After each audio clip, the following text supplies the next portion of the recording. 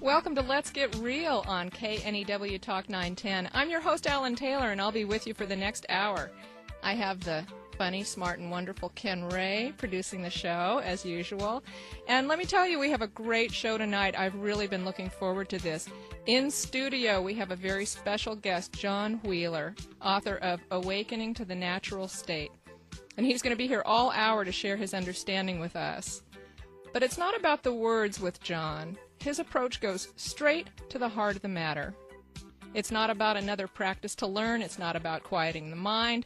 John simply points in very simple terms to the truth of who you are, your natural state, and invites you to look for yourself.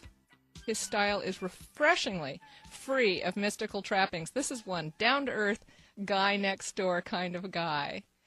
And yet, I think it will be clear to you from hearing him talk that his true being shines through him effortlessly, and he exemplifies that this truth is for each and every one of us. This is the truth for each and every one of us.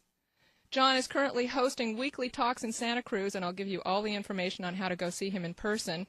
And I warn you, what he's doing is contagious, so if you're ready, go see John. You might just have a pleasant surprise. You can call us here during the hour, 1-800-490-0058. If you'd like to ask John a question tonight, please feel free to call. We'd love to hear from you. 1-800-490-0058. And if you go to my website, www.allintaylor.com, that's ALLINTAYLOR.com, right on my homepage you'll find links to John's website and to his book, so you can check him out while we take this quick break, and we'll be right back with John Wheeler. Don't go anywhere.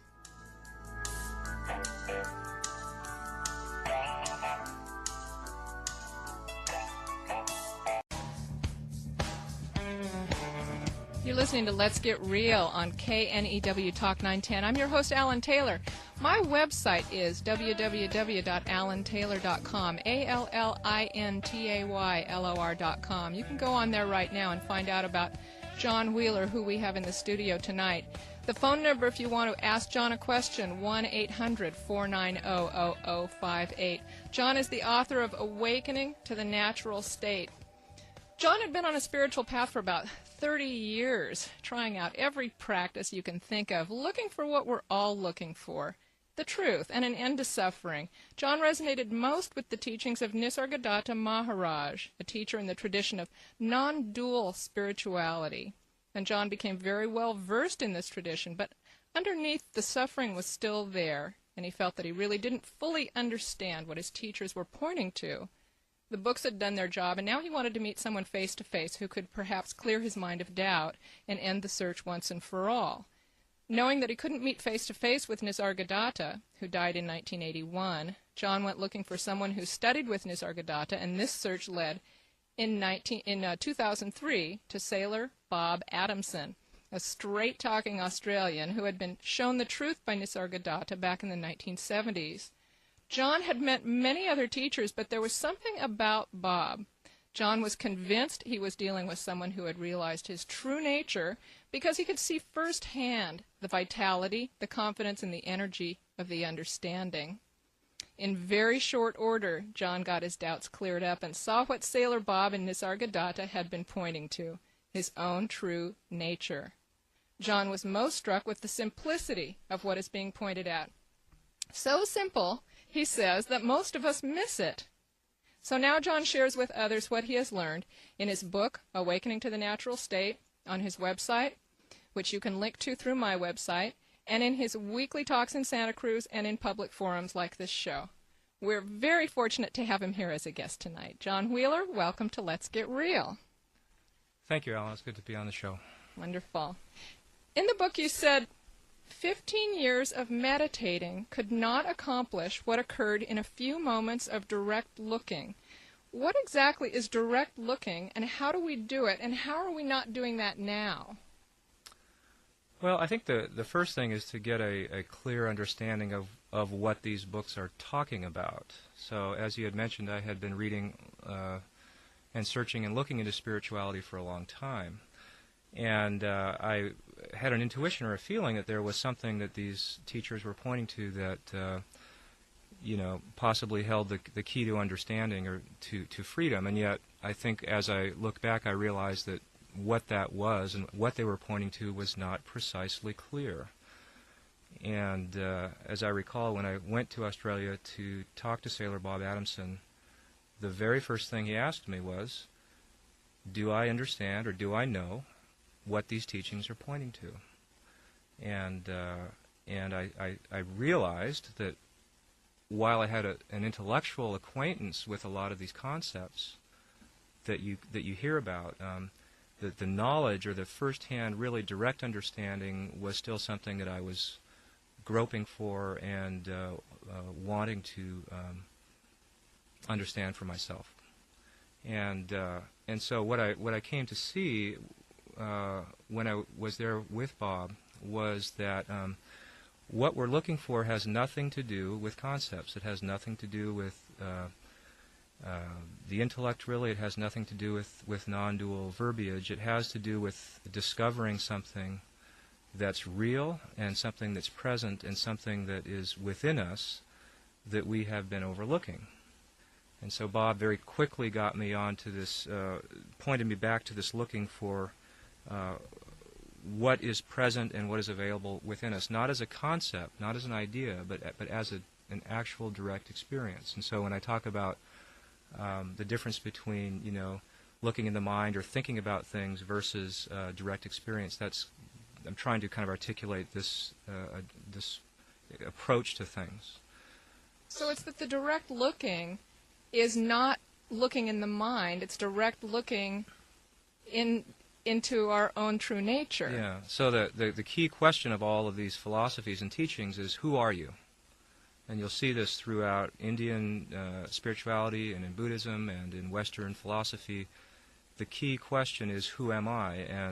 Or self-knowledge. And so what I saw in looking and reading the lives of different teachers and sages and saints was that people talked about having a very direct understanding of who they are, and that being the kind of master key that allowed them to discover the freedom and the understanding that they had been searching for. So the key question of all this is, what is my true nature and who am I?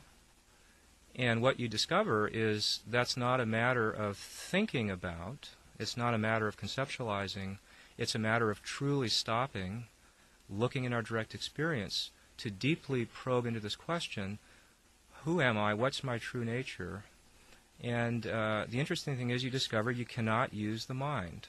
You cannot, your being, your true nature, is not a thought, it's not a concept. So it turns out the mind is not the right tool for looking. And so that was another thing that I heard Sailor Bob talk about quite a bit, is the answer is not in the mind. Well, what is there besides the mind? There are two things that come up to me that I'm thinking. One is, well, what do you mean, who am I? This is who I am. I'm Allin, and I'm this flesh and blood, and I know who I am. What do you mean, question who I am?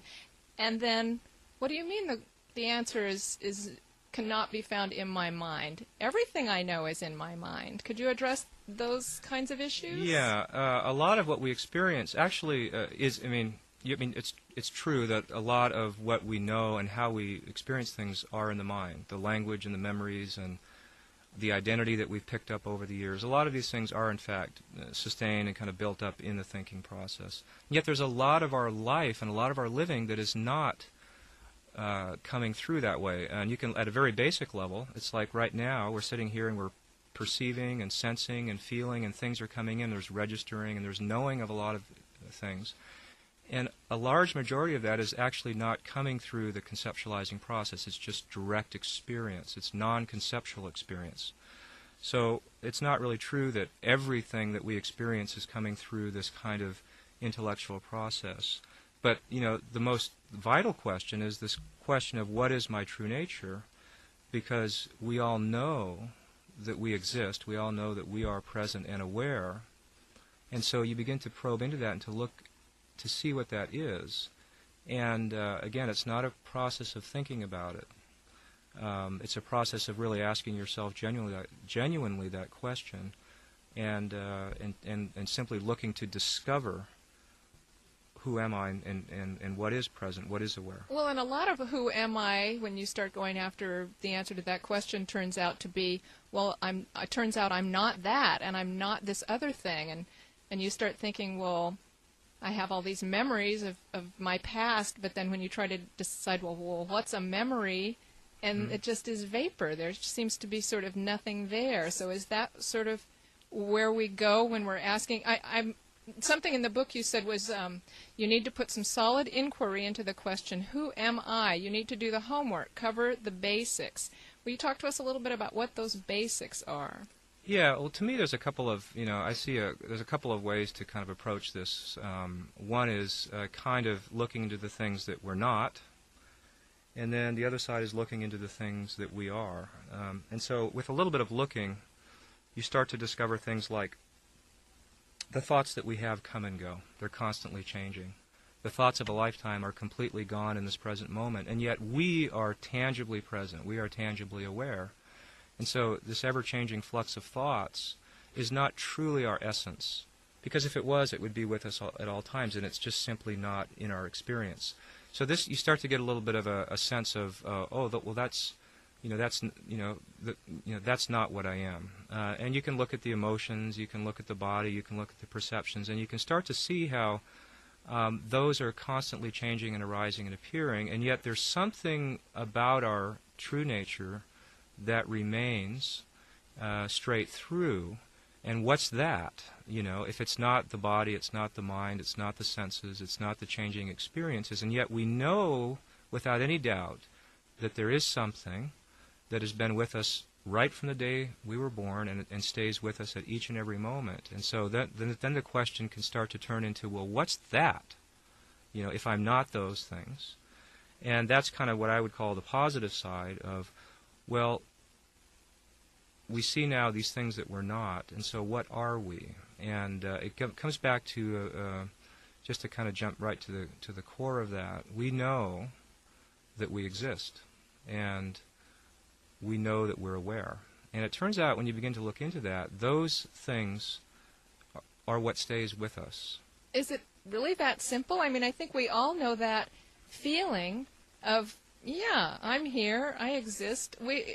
This is always. This doesn't change with my mood, or I think we all know that, but is it really that simple? Is it that simple? That that's Well, I can tell you that. Yeah, when I met Sailor Bob, again, that was the first question that he asked me about. Do I really know for myself what these teachers like Nisargadatta, what they're actually pointing to? Now, when I was sitting with a man like that, I mean, he was a student of Nisargadatta.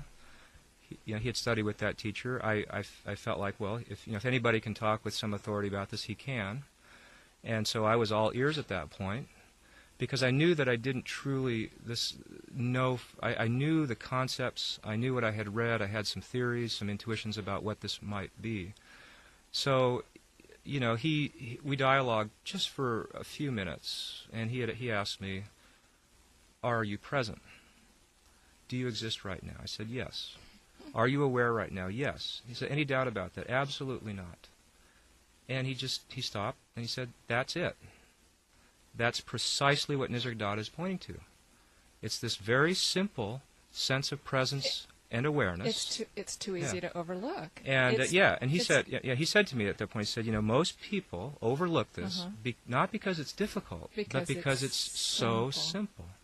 Wow. And so that began to change my whole, over those many decades, my attention was wandering out into the spirituality and into the books and into the rituals and into the teachers and into the meditation, and yet the core thing about what's the most important thing is knowing truly who I am was kind of fading into the background. Because all the mental activity tends to force it into the background. And being able to sit there face to face with somebody who could really talk about this from their firsthand experience was able to refocus things back to the core question.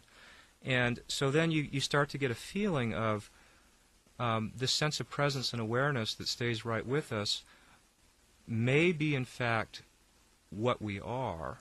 And then you stop and you start to look into that and you start to discover some really amazing things about this. How it's always with us, how it's always going on, whether the thoughts are there or not, whether the emotions are coming. And even when in states of confusion and doubt and suffering and spiritual highs and lows, there's this background basic principle there, and we've been overlooking that. And this is what you're pointing at when you say that it's so simple and this is your natural state.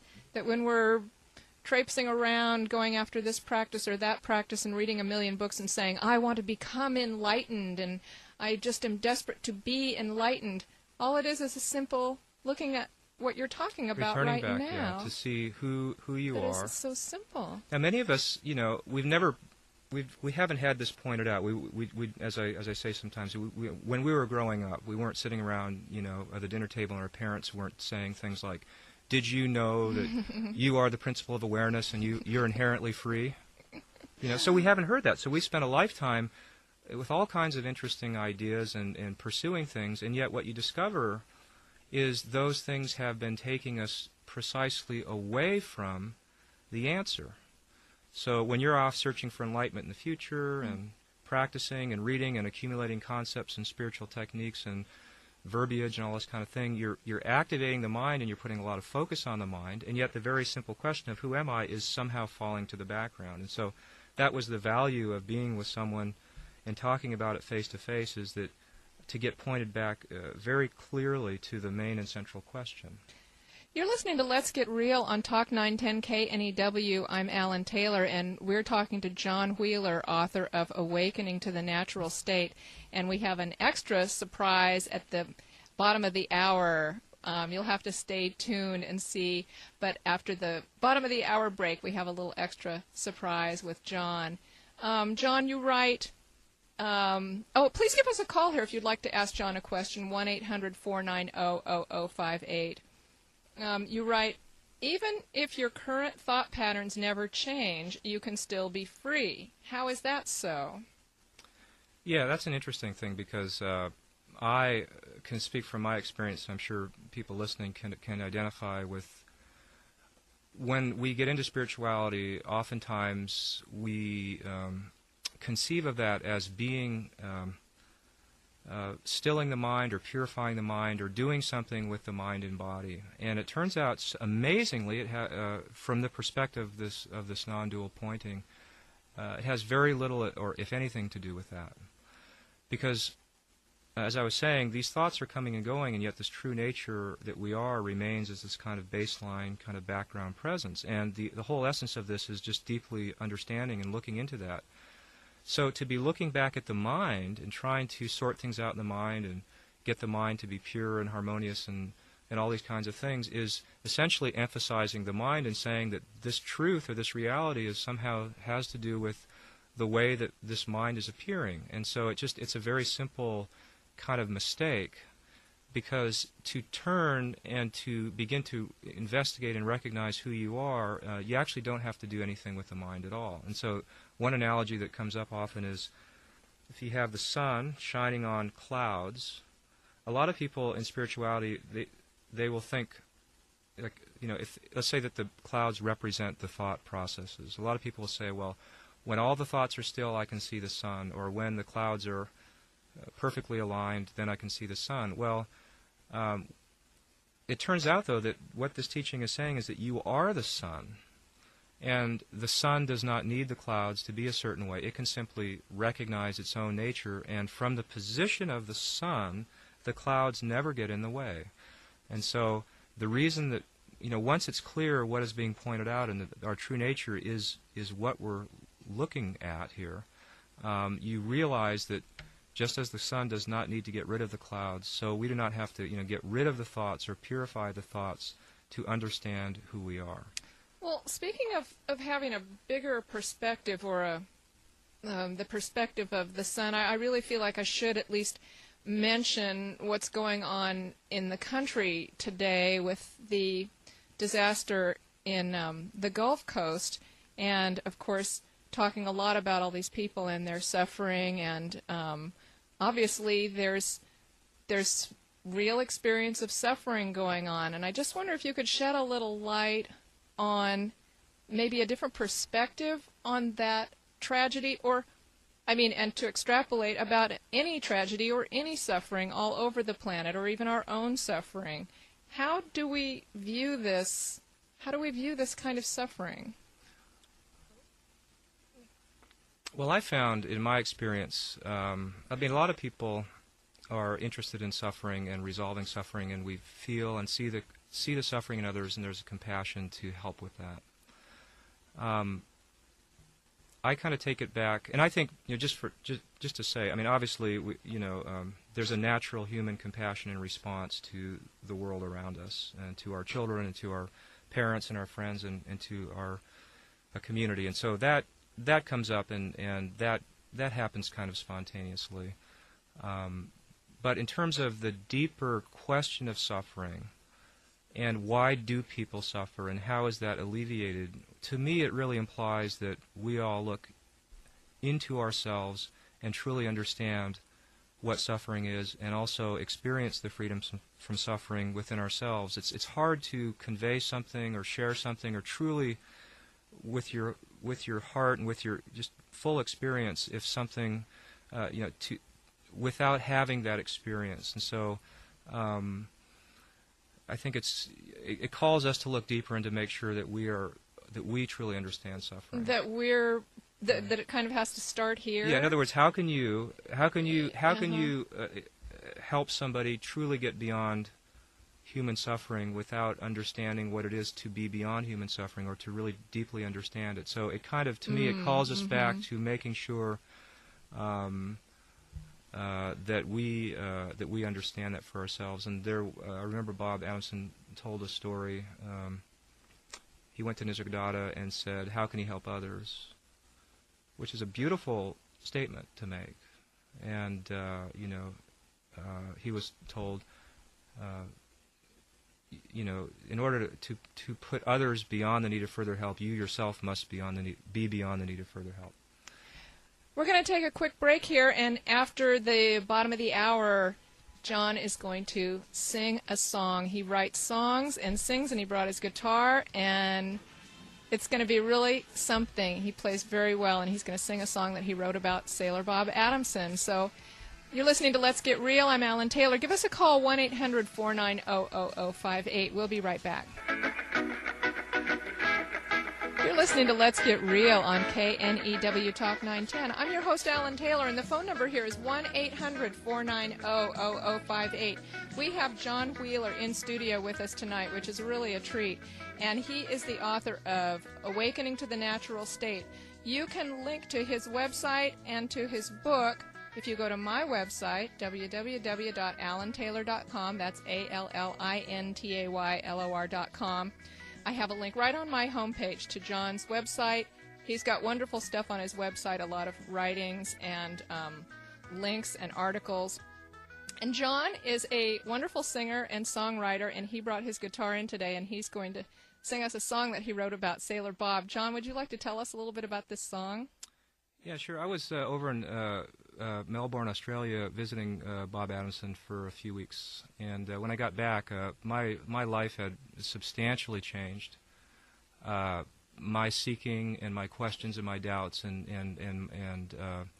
were just thoroughly addressed in such a way that I came back really not feeling like I was seeking and had many questions after that. And it was just really amazing, and I didn't expect that.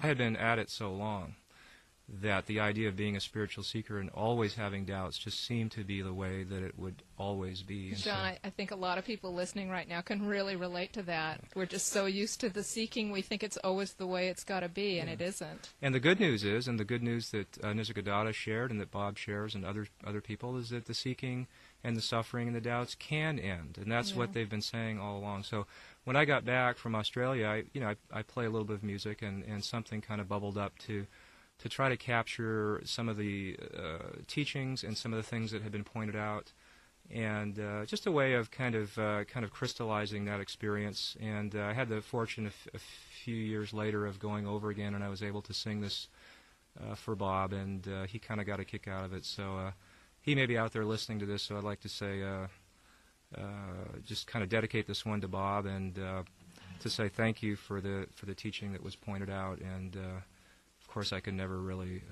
forget that. But let me sing this song as a way of trying to share a little bit about what that was for me. And we can talk about it afterwards, too. Great. Okay.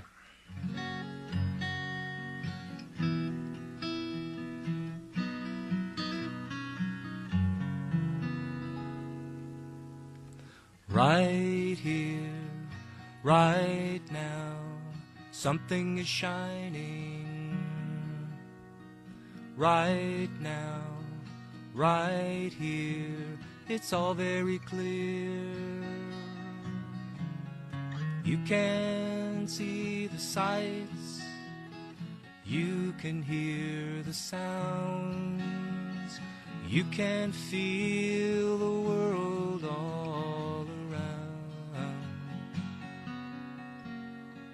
Right where you are, something is knowing. From there, all things are freely flowing. You just watch the thoughts and feelings floating by. They are only clouds, but you're the empty sky. What's wrong with right now? Unless you think about it. I got it from an old sailor bobbing along.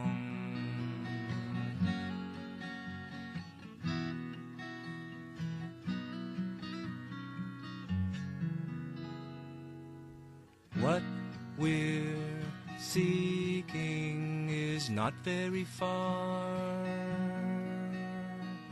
Present awareness is what you already are. That is ever fresh, untouched in any way. Know yourself as this, and every problem slips away. So what's wrong with right now? Unless you think about it. I got it from an old sailor bobbing along. What's wrong with right now? Unless you think about it.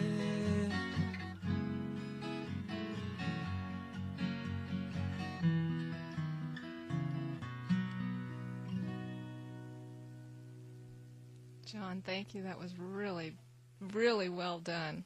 A wonderful, wonderful song. Thank you so much. And that's the first time we've ever done live music on this show. We might have to do it some more. Thank you. That was really, really beautiful. Happy to. Well, we were just talking, you and I, just a minute ago about what is the source of suffering. And we were, I was thinking of something that Ken and I were talking about last week. Ken, my producer, who really came up with some great questions last week, and I said, well, thank goodness John Wheeler's coming in next week because he can answer these questions for us. But it kind of touches into that same idea of what's the source of suffering. Ken was just saying, we're so used to we're so accustomed to thinking that the fulfillment to what we want is out there, and after a whole lifetime of that, how do we stop doing that? How do we stop thinking that it's out there and looking out there for our fulfillment after doing that our whole lives? Yeah, well, we've built up a lifetime of habits, but what happens for a lot of us is it starts to dawn on us that it's not working. We spend a lot of time looking outward and trying to find the happiness and the peace and the security, and it starts to dawn for many of us that we're simply not finding it. And that can, lead to, trying different things and looking for answers. But the crisp answer on that is it's kind of like if you're standing in front of a painted door and you think that it opens, but you don't know any better. So you're going towards that door, And yet, when it gets pointed out very directly that precisely what the situation is, that there's no opening there, and that we're looking in the wrong place, basically, then that natural intelligence kind of kicks in. I mean, it's like we're not, stupid. We have a certain innate intelligence, and so the reason that we seek happiness in the ways that we do is simply because we don't know any better. So the most important thing is just to begin to hear about a different perspective, and that can start to kind of reorient things pretty quickly. But so it's to me it's all about a clarity of understanding, to really realize that the happiness and the peace and the truth that we're seeking is truly lies within. Well, so does this relate to what we were talking about? What's the source of suffering? Yeah, directly. Yeah, because suffering really comes from a basic misunderstanding of who we are. The real root of suffering is not knowing who we are. To imagine that we're something different than we are. Well, and isn't it also, I'm sorry to interrupt, but isn't it also imagining that door opens? Doesn't that also lead us to suffering? Yeah, but it's, if you look at this kind of self-knowledge question, there's a couple of ways it can go. One is to a greater clarity of who we are, which leads to a kind of a peace and an understanding. The other side of the coin is being confused, having a basic misunderstanding of who we are, and imagining ourselves to be something that we're not, imagining ourselves to be a limited, small entity with, separated from the world, separated from the universe, separated from the source of happiness. None of those ideas are true, but it needs to be pointed out. We truly need to begin to consider that. But once that initial notion comes into the picture of being separate and being something small and limited, then the suffering and the seeking and the search kind of begins from that point. And so rather than working it out there, what happens is this approach pulls it right back to the very core question, which is it really true that we're a separate, limited person? Or is the truth really that what we are is this open space of clarity and awareness, like I was singing about, and so the suffering, in my view, really spins out from this basic misunderstanding. And so the radical solution on that is to look deeply into that question, who am I? And so to basically just go back to the core. If you'd like to ask John a question, please give us a call, 1-800-490-0058. We're talking to John Wheeler, author of Awakening to the Natural State, and you're listening to Let's Get Real, and I'm your host, Allin Taylor. This is KNEW Talk 910. John, I know that I have a lot of people in my listening audience who are either traditional Christians or people who would kind of like to stay with their Christianity, but they're finding it lacking. They're finding it not really speaking to their core concerns and to their core issues, but they still have a great love for the teachings of Jesus and for Jesus the man. Is this the same truth that Jesus was talking about? Well, I wouldn't really presume to say so, but when I look in the various traditions, whether it's Buddhism or Vedanta or Christianity, and you really get back to the core sayings, you can start to see glimmers of this kind of common understanding. And so I personally feel like the founders or the original people that were communicating their understanding, whether it be Buddha or Christ or Krishna or whoever that might be, were speaking from a direct experience of their true nature. And then the organized religions and the structured religions, those things come in the centuries following as people are trying to understand it. And typically, though, the original inspiration or the original person who was communicating that is long since dead. Mm. And all you have left are the words and the books and the memories of these teachers. And so people then come along generations later, and all they really have to work with are the words and the pointers left behind. And so it's very important, I think, to have a kind of a living contact to be able to talk about these things. Otherwise, you tend to get into the mind and into the intellect and trying to decipher it using what we talked about originally as kind of precisely the wrong instrument, which is knowing who you are is not about thinking about it. It's about truly looking and seeing for yourself. Well, and this was what was so wonderful about you getting to experience being in Sailor Bob's presence in Australia, and this is what's so wonderful about people like you who are making yourself available at these weekly talks in Santa Cruz and It is helpful to be in the presence of the live presence of someone who is living this. Yeah. Well, the thing I want to say too, though, is it's not. I don't want to put the wrong emphasis. Like there's something special about these teachers. They're just people. They're just bodies. They're not. It's not like you're getting something But what it is, it's just it's a pointing. It's a simple pointing. But the key to understand is that for everybody listening right now, we all exist. We all are aware. This true nature that we are is shining right within everybody, and nobody can give that to you. No teacher can give that to you. No book, no path, no philosophy. The answer is what we're seeking is what we truly are. And so but if that's not clear, then we tend to go out to the recorded teachings and look to the teachers and to the books as if the answer is out there. But it really isn't. And you just said it so beautifully that no one can give you that. It's no teacher. Bob right. Adamson can't give it. Nisargadatta can't give it. There's nobody out there that can give you the answer. They cannot give you who you are. You already are what you are. We have Carl calling from San Mateo. Carl, do you have a question for John? Yes, Alan. I was question and also a comment. The idea of suffering and attachment to the suffering oftentimes gives people meaning to that I am. It's like when Descartes said, I think, therefore I am. And when we're talking here, it's the idea that I am, and that's it. I don't need to think. Am I on the right track? Yeah, here? whether you think or you don't think or what you think, your existence and who you are continues to shine and is present there. So, but until that's clear, and it's not difficult to see, it's actually very simple, but if that's not clear, we think of ourselves, as a person, as an entity, as a particular, individual, and we begin to attach, ideas and definitions and concepts to that in an attempt to try to solidify who we think we are. And so we begin to think like, I'm John, I'm a man, I'm a technical writer, I'm this, I'm that. And it's trying to give a certain sense of solidity to this sense of self that we have, because at the foundation we inherently feel a certain basic insecurity, that basic concept does not set right, and that's the kind of the source of the problem. So yes, we can get into this thing where the identities and beliefs and attachments we kind of hold to because we think that they're going to make the sense of self more secure, but essentially it's a very unstable house of cards.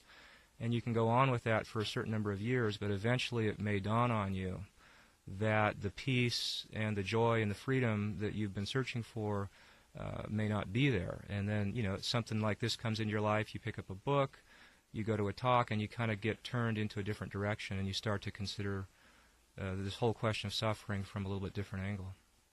Right, and the idea of suffering in the sense that is for me, is that I don't identify with suffering, because if I am God, and we're all God, or we're all the universe, or whatever you want to use, the term you want to use, then there can be no suffering. Yeah, ultimately, this awareness, this true being that we are, has no problem, has no inherent suffering. It is what it is, and the suffering really, when you look head on into what suffering is, it's really it's thinking, it's self-centered thinking, it's the turmoil, it's the doubts and attachments within the mind. But when you really look at that very head on, it's really just a product of thought. And when you look a little bit more closely, the thoughts that really generate suffering are the thoughts around a sense of a limited self. And it's all these are all effects of this basic idea of the belief that we are, in fact, a separate self. So when you begin to probe into that question and look at it head on and discover that's just a concept, that's not true, it has a way of unhinging the whole tree, the whole kind of, the whole expression of suffering from the root cause. And, it's very powerful. And, but a lot of people are trying to be detached, or trying to work with the appearance, or trying to work with the energy of the mind, and yet it's much more powerful to take it back to the cause. So rather than work with the effects, why not work with the root cause? Exactly. Because if you're not a limited separate self, and you've just simply been under misunderstanding, and you recover in your direct experience this direct knowing that you're this inherently free and open space of being, or this presence of awareness or love, then exactly what you say, you discover, amazingly, there's no suffering in it. And so it's not a matter of getting rid of suffering, it's a matter of correcting the understanding and discovering that in your true nature as you are, it is already free of suffering. So it's kind of the expressway to a life of freedom. Carl, thank you very much for your call. You're welcome, Alan. You're listening to Let's Get Real on Talk 910 KNEW. I'm your host, Allin Taylor. If you have a question for John, give us a call at 1-800-490-0058. We still have a little bit more time left. John, you talk about this not having to be an abstract pursuit, but that it can have some deeper connection to whatever question it is that you set about to answer. You mean it's not all the same question? Could you say that again? I'm not quite sure what you're getting at. Well, it sounds like we might be going on an abstract pursuit here, but you did say something about it can be more personal than that and having a deeper connection to some deeper question that I personally set about to answer. Oh, I got the feeling from your book that you were saying Yeah, this. people often approach me and they'll say things like, well, what is God, or what did so-and-so teacher talk about, or, some concept, what is enlightenment and what is that, and I kind of discover in talking with people that sometimes those see, the thing is, these ideas of spirituality and enlightenment and all these things, we pick them up in books. I mean, before we wandered into a bookstore, who's ever heard of enlightenment? Who's ever heard of meditation? Who's ever heard of any of these things? And so there's a way that sometimes we can be looking at those questions and overlooking some basic, more important things like, am I happy in my life? What's the source of peace? And just real more heartfelt questions, not just kind of bantering with, non-duality concepts, and that really runs dry pretty quickly. And so I find that in talking with people, the people that truly take this to heart are people that are very interested in human beings, they're interested in suffering, they're interested in being free, and they've tended to kind of step beyond this thing of just kind of acquiring kind of concepts and just kind of talking that way. And so that's why I encourage people to say, find something, some doorway into this that is meaningful, whether it's suffering or whether it's living a life with more freedom or being at peace or whatever, so that when you start to question and you start to look, and that it has some real depth to it, has some heart in it. It's a lot more than just an intellectual pursuit. Okay, that answers my question. I've really got to get to this question that Ken asked me last week, because it's a really interesting question. I'm sure it's come up for you before. His question was basically, why not hedonism?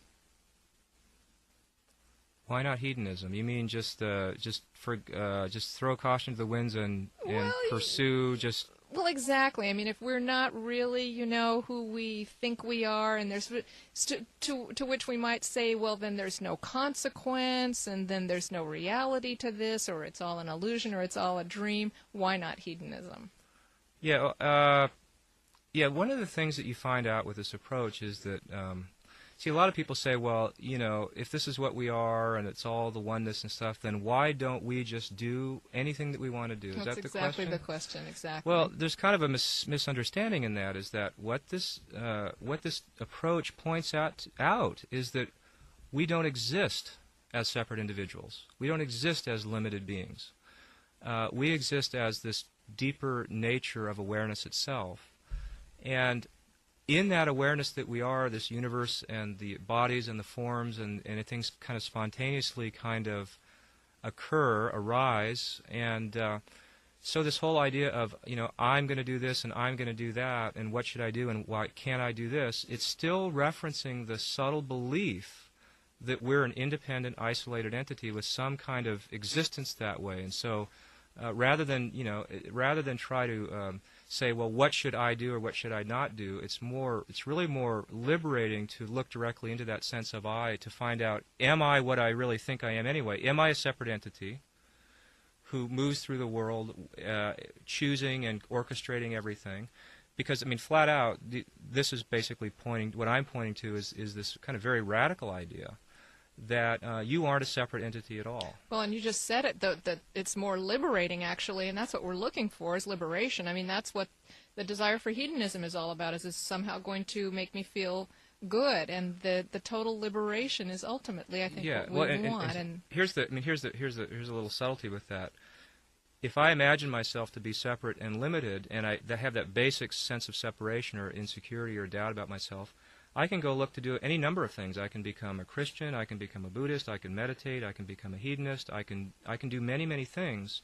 But until that root issue is resolved, those are all ineffectual. None of them really work because they're not truly addressing the problem, and that is it really true that I'm a limited, separate self? And so basically, none of the alternatives are particularly effective because they all overlook the most crucial question.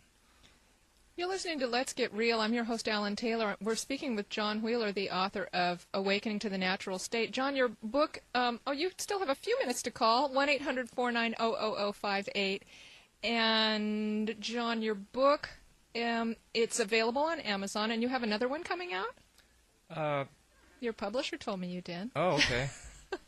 The way that these books have come about, by the way, is I was corresponding with people through email. Oh, I should have said that. And posting some of these dialogues up on the website, and they kind of accumulated. And so the fellow that publishes Bob Adamson's books, I contacted him at one point, and I was helping to edit some things. And the idea came up about, would he be open to publishing some of my dialogues? And he said yes. And so. That came out, and the year's worth of dialogues have been posted, and so they're coming out hopefully this fall under a book that's tentatively titled Shining in Plain View. And it's going to be a similar type of approach as the first book. Wonderful. Well, you can get to John's website. He has one of those squirrely website names with the little tilde thing in it. So anyway, and if you Google natural state, the first 7 hits you get are for the state of Arkansas. Did you know that? Well, if you type in the natural state and John Wheeler. Oh yeah, of course. Then you'll get to you. Yeah. So you can find him, and you can also find him from my website, www.allintaylor.com, ALLINTAYLOR.com. I have a link right on my homepage and on my links page to John's homepage, and his website has a lot of great articles and great links to other websites that all address this same sort of subject we've been talking about tonight. And it also has information about his weekly meetings, but I'll just give it to you briefly now. Every Thursday evening, 7 to 8:30 p.m., John talks at the Pacific Cultural Center, which is at 1307 Seabright Avenue at Broadway, and that's in Santa Cruz. So the good news is you don't have to go to Australia. You can just go to Santa Cruz. And I met John a few weeks ago at East West Bookstore, where he was giving a book signing, and he spoke for about an hour or 2 hours, and then I spoke with him on the phone a couple of times, and 8 days later I saw what John was pointing to for me. So John, thank you very much. I'll always be grateful to you for that. You made it so simple and so easy to see. So you're going to play us out on the show tonight. We're going to close up, and thank you so much for coming up here tonight and being with us in studio. It's been wonderful to have you. Thank you for having me. And I hope you'll come back and be with us again and do this again. We'll have a chance for another song and some more talking. Yeah, and I hope more and more listeners kind of dial in. It's a really nice show that you're hosting here, and the good thing is you're sharing from your experience, and you're sharing that enthusiasm and that love and that joy for this understanding, and I think that people will pick up on that who are listening. So I encourage people to stay in touch with the show and dial in and really make this an exciting place where people can really share and experience this kind of non-dual spirituality in a very living way. It's a really unique situation that Allin's creating here. So thank you. Thank you. Well, thank you, John. That's great. If you'll give me a little instrumental background music and you can play us out here on my closing. Thanks so much. Thanks for joining me here tonight on Let's Get Real. You can see more about the show and everything we talked about tonight on my website, www.allintaylor.com. That's ALLINTAYLOR.com. You'll find links to John's website and book and all kinds of other things on there, so go have a look. I'd like to really thank John Wheeler so much for coming up here to be with us in the studio tonight and to talk to us and to sing for us. It was just great. And I'd also like to thank my producer, Ken Ray, and I'd like to thank my callers.